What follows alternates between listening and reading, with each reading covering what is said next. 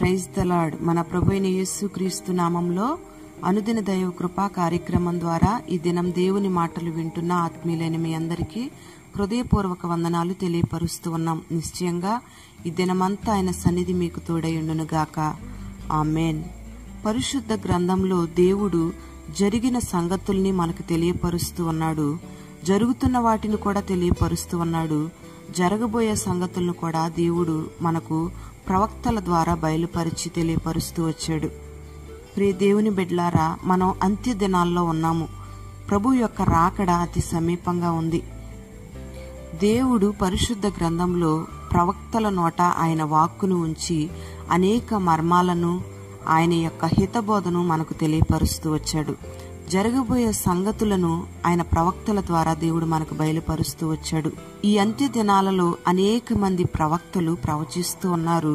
ప్రవచన వాక్కులను మనకి బయలుపరుస్తూ ఉన్నారు. అయితే దేవుని యొక్క ఆత్మ ప్రేరేపణ చేత బోధించబడుతున్న ప్రవక్తల మాటకు భయపడి ప్రభువు రాకడకు సిద్ధపడాలి.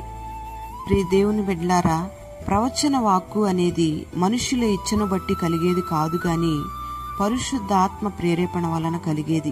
తిమోతికి రాసిన 2వ పత్రిక 4వ అధ్యాయం 3వ వాక్యంలో రాయబడిన మాట ఏమిటంటే, అంత్య దినములలో జనులు హితబోధను సహింపక దురాశలకు అనుకూలమైన బోధకులను తమ కొరకు పోగు చేసుకుని సత్యమునకు చెవినీయక తిరుగు కాలము వచ్చును అని. Praise the lord. ప్రియ దేవుని బిడ్డలారా, ఈ దినాలలో అనేక మంది ప్రవక్తలు ప్రవచిస్తూ ఉన్నారు.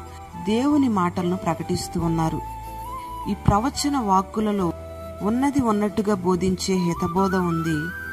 మనుషులకు ఇష్టంగా వారికి అనుకూలంగా బోధించే బోధ కూడా ఉంది. ప్రియ దేవుని బిడ్డలారా, ఈ దినాలలో ప్రభువు రాకడ సమీపంగా ఉంది. మీ జీవితాలను పరిశుద్ధంగా కట్టుకోండి.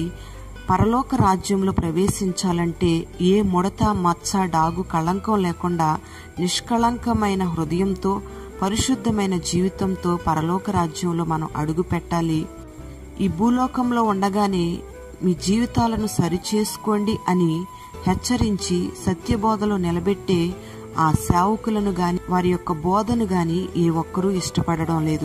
సత్యబోధను, హితబోధను వినడానికి వారి చెవి ఉంచట్లేదు.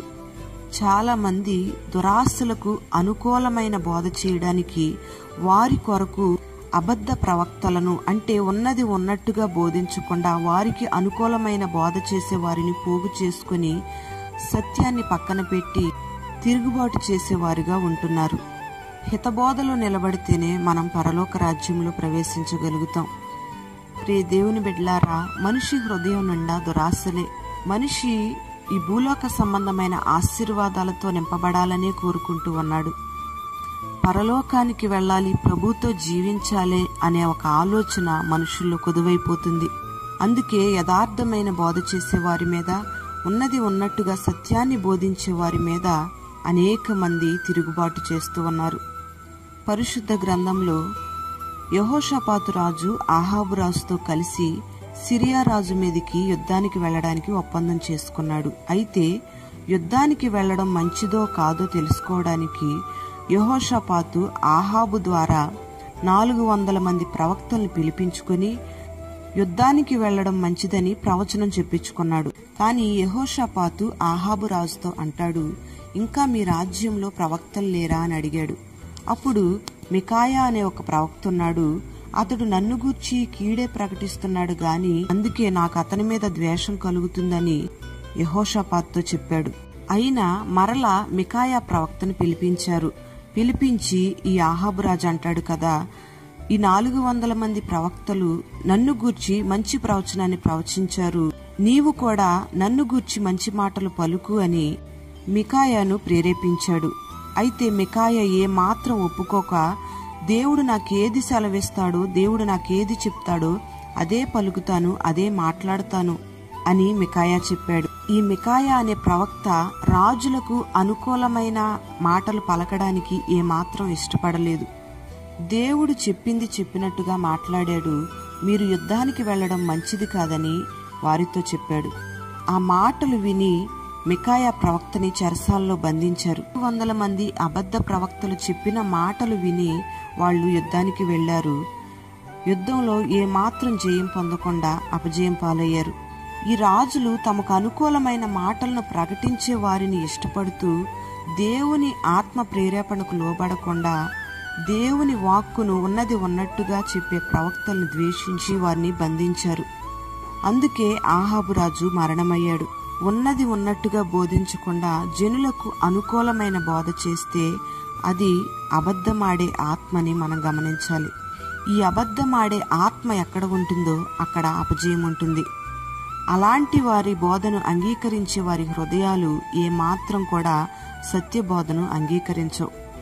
దేవునికి అట్టివారు వ్యతిరేకంగా తిరుగుతారు అని పరిశుద్ధాత్మ దేవుడు తేటగా తెలియపరుస్తూ వచ్చాడు. ప్రియ దేవుని బిడ్డలారా, ఏ ఒక్కరూ కూడా ప్రవక్తల నోట అబద్ధమాడే ఆత్మగా ఉండకూడదు. మనకు అనుకూలమైన మాటలే ప్రవక్త పలకాలని మనం ఆశపడకూడదు. దేవుని యొక్క చిత్తం, ఆయన యొక్క మాటలు ఉన్నది ఉన్నట్టుగా బోధించే ఆ బోధకుల్ని మనం వెంబడించాలి. వారి బోధకు మనం చెవియొగ్గాలి. వారి యొక్క మాటలను బట్టి దేవుని రాకడ కొరకు మనం సిద్ధపడాలి. అట్టి కృప దేవుడు మనకందరికి అనుగ్రహించునుగాక. ఆమేన్. పరిశుద్ధుడా, ప్రేమాస్వరూపి, దయగలిగిన తండ్రి, నీకు స్తోత్రం చెల్లిస్తూ ఉన్నాం.